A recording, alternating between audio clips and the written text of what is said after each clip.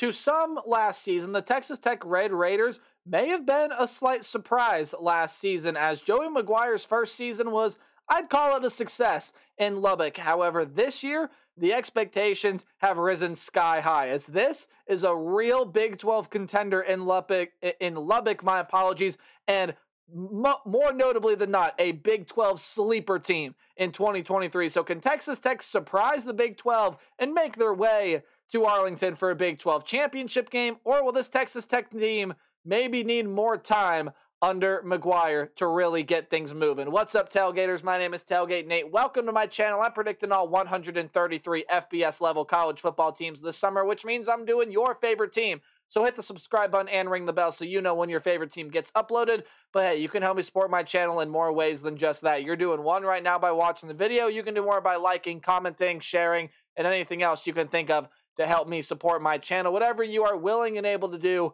I appreciate each and every bit of it. As we take a look at the Texas Tech Red Raiders for 2023, I'm really high on this team. I think this team going to be pretty good in 2023. Hey, how do we do things around here for preview predictions? We take a look at the roster overview, take a look at who the team lost, who's coming back, and who's coming in through the transfer portal and recruiting class, as well as taking a look at the 2023 Red Raider football schedule and giving it a game-by-game preview and prediction. So without further ado, let's talk about the Red Raiders in 2023. First, we take a look at the roster. Of course, we start with the most important position on the field. That, of course, is the quarterback position. And technically, your leading well, not technically, he was your leading passer last year. Donovan Smith did throw the most passes out of any quarterback for this team last year, but he is gone. 1,505 yards, 12 touchdowns and 8 interceptions on 66% completion percentage last year. This quarterback room was a whole lot of a mixed bag last year, and your next two guys both still passed for over 1,000 yards,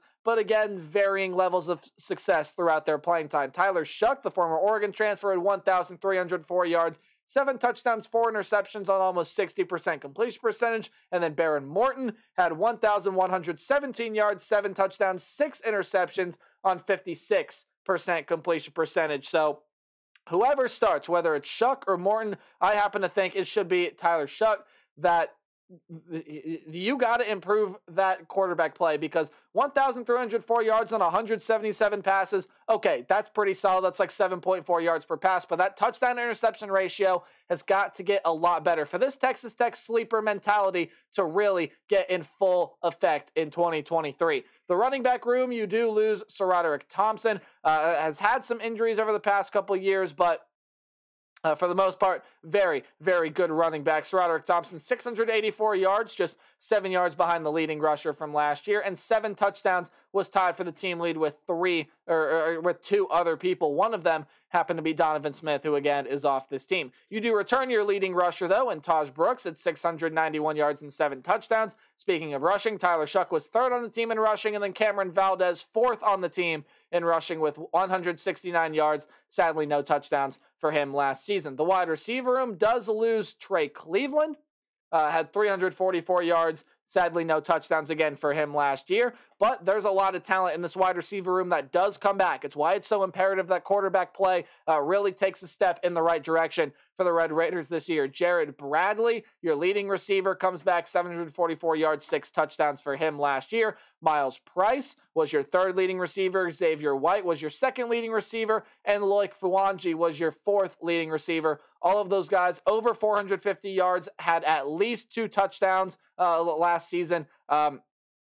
Price had 2, White and Fuanji both had 3. This is a really good group of wide receivers that, again, quarterback play will just have to take a step in the right direction. But this is a very good group of wide receivers, and they also did get a transfer coming in as well. DeAndre McCray comes over by way of Austin Peay to help bolster this Texas Tech Red Raider team. In the tight end room, you do return a lot of talent. Baylor Cupp, Mason Tharp, Henry Teeter, any of those guys I think are going to be solid options at the tight end position for Texas Tech this year. On the offensive line, you return Monroe Mills, Dennis Wilburn, Caleb Roger, and Cole Spencer, as well as get a transfer coming over from Western Kentucky and Rusty Stats. Defensively, what can we expect this Red Raider team to look like? Well, a really good defensive player, and Tyree Wilson is gone. Led the team in sacks last year with 7, 4th on the team in tackles with 61 of them. He will be deeply missed by this Red Raider team, as well as Philip Bliddy, 18 tackles, 2 sacks for him last year. He is also gone. They returned Jalen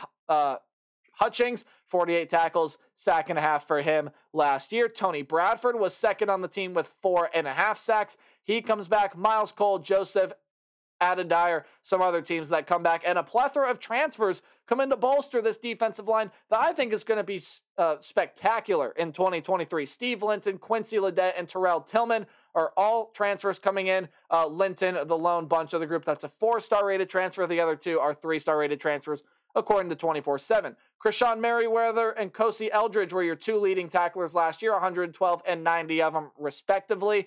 They are both gone out of the linebacking group, but Josiah Pierre, Jacob Rodriguez, and Tyreek Matthews will all highlight this will all highlight this linebacker core next year. Pierre was 3rd on the team last year with 4.5 sacks. And the defensive back grouping, Adrian Fry, Marquise Waters, and Reggie Pearson are all going to be gone. Pearson, 2 interceptions last season, 4 passes defended.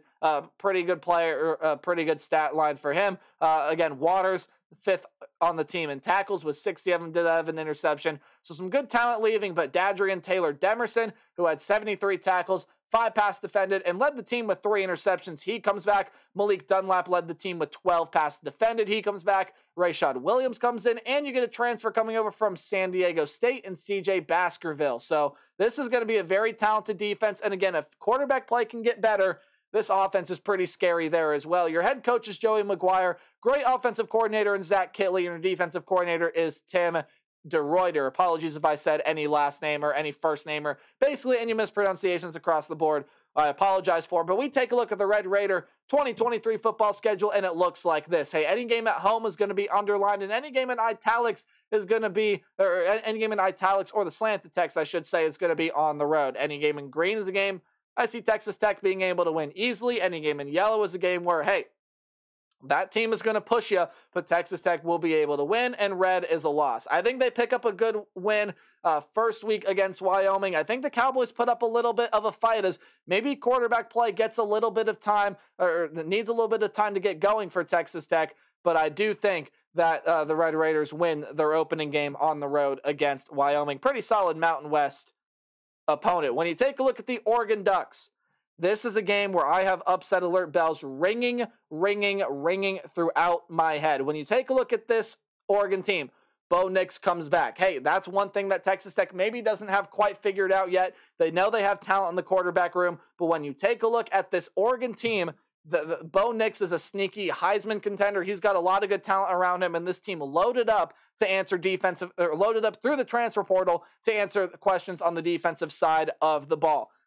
To be quite honest with all of you out there, I wanted to pick this game so bad, but I feel like Oregon is going to go on the road and end up beating this Texas Tech team. So that is what I am predicting as of right now. Doesn't mean that I will keep that pick later, but as for right now, Texas Tech, I feel like quarterback play a little bit slow to come along. Bo Nix and company makes enough plays against this Red Raider defense, and Oregon is going to be able to walk in there and get a very close and hard-fought win. Texas Tech is a great non-conference opponent for Oregon to be able to play. It's a great challenge. I think Texas Tech, again, going to give Ducks a good run for their money. Should be able to beat Tarleton State, and I also think they're going to be able to beat West Virginia. I'm not confident in West Virginia this year at all. They have some good talent on the roster, but I do not think Neil Brown is the head coach for the job. I think that coaching staff is very lackluster. Taking a look at the roster, it's got some solid pieces. Should be able to compete a little bit in this game, but Texas Tech, I think, is going to be far too talented, and I think they'll start to get quarterback play figured out now. So, or if not, it may have already been figured out, but it'll start to get really consistent at this point. Texas Tech wins that game, and they also beat Houston. Houston's going to have a tough time of things in their first year as a member of the Big 12 Conference. Nathaniel Dell, Clayton Tune, Alton McCaskill, remember that name. All 3 of those offensive weapons are gone, along with some great talent defensively as well. It's going to be a struggle for Dana Holgerson's squad this season. First year in the Big 12, Texas Tech will be able to win that game. Then you got to go on the road and play Baylor. Now, interesting thing with Baylor this year, There is a lot of talent gone off of this team, especially defensively. They lose a lot of key contributors for last year, but I also really like a lot of the defensive pieces they have back there. And with Dave Aranda at head coach, Blake Shapen coming back, a lot of talent offensively, I think Baylor's going to have a nice bounce-back season this year, and I also do believe they are going to hand Texas Tech their second loss of the season. Now, again, wouldn't surprise me to see Texas Tech win this game. I just think Baylor's going to be a really talented football team, and I think Texas Tech they're going to have the Bears get the better of them there in Week 6. I think the Bears defense steps up, makes a couple plays, and the offense with Blake Shapen I think is going to be pretty good this year. So Texas Tech falls short to the Baylor Bears. However, you get the Kansas State Wildcats. That's the game that should be underlined there. My apologies. This is the game that Texas Tech gets at home. There are the underlines right there. I'll throw it up for you. I think it's going to be a very close, very competitive game, but Kansas State loses a lot in the secondary. And again, this all relies on a lot of if quarterback play can get a little bit better, a step in the right direction for Texas Tech. But with Zach Kelly, offensive coordinator, with what he did with Bailey Zappi, I have faith that it will. With all the wide receivers here, I think they are going to be able to take it to this the Kansas State secondary that loses a lot of talent. And while Kansas State, I think, could still be pretty physical, and the offense with Will Howard can put up points, I think Texas Tech is going to get the better of the Wildcats, be able to win that very close game, and get a win there on the season. I also... well, okay, never mind. That game is a little bit ahead. I'm getting a little bit ahead of myself here because now they have to play BYU. And this is a game where I feel like Texas Tech just going to end up dropping. It's a game that, yes, I believe they are the more talented team, but at the end of the day, I feel like there's going to be at least one game on this schedule that's going to get Texas Tech. Maybe when they don't expect it, maybe it's UCF, maybe it's UCF later down the line, maybe it's BYU now. That's what I'm predicting. But BYU has Keaton Slovis at quarterback. There's a lot of very, very talented pieces there offensively and defensively. Do not sleep on this BYU team. I think they're going to be very competitive, very feisty in their first year in the Big 12 Conference. And I think they come away with an upset win over the Texas Tech Red Raiders here. Okay, this is the game that I was talking about now, or I guess briefly mentioned. But I think Texas Tech is also going to be able to beat TCU. TCU loses a lot of key contributors in pretty much every facet of the game. Defensive line, linebacker, defensive back, quarterback and Max Duggan, Quentin Johnson, going back to defensive back, Travius Hodges-Tomlinson, D. Winters. There's a lot of great talent leaving that TCU team. Now, I think with what they have there, what they have transferring in, is going to be a pretty good team. I just think Texas Tech going to be able to get the better of them. That passing attack, I think, is going to be able to do some work. TCU does have a lot of great players in that secondary. That's going to be a very interesting battle to watch. But Texas Tech, with this game at home, gets the better of the TCU Horned Frogs. On the road against Kansas can be another tricky one. They got Jalen Daniels, Devin Neal, a lot of great players returning to that team. Defensively, that's where my concern lies with Kansas, though. Defensively, especially defending outside of the hashes, outside of the numbers, they struggled in last year. I saw that live personally. I think Texas Tech going to be able to stretch the field and will get a win against this Kansas team on the road. I also do believe they are going to beat UCF. I do not believe this game trips them up. UCF has a lot of great talent. They have a good head coach in Gus Malzahn.